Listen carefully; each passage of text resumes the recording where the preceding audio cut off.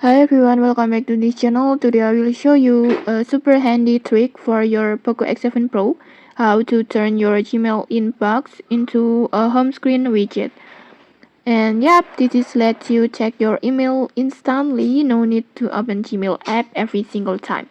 Perfect if you want a quick peek at your inbox while working, studying, or just chilling. Okay, let's get started.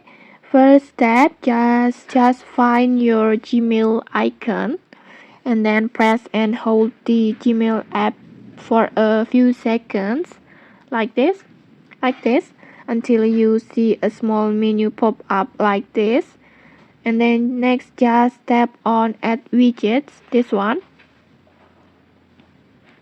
like this. And once you're in the widget sections, you'll notice widgets options like this. Just tap on add to home screen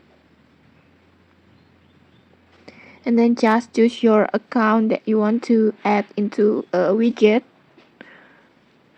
and then just choose folder that you want to turn into a widget. For example, I will choose inbox like this.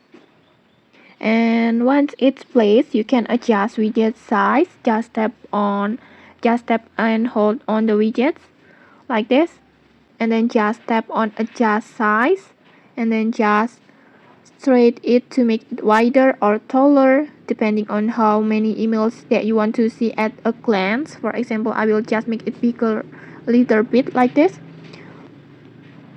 And if you only want a small preview, just keep it compact as you like. But if you want to read more of your inbox without opening the app, just expand it. You can also place it into another new home screen. Just tap and hold again, and then just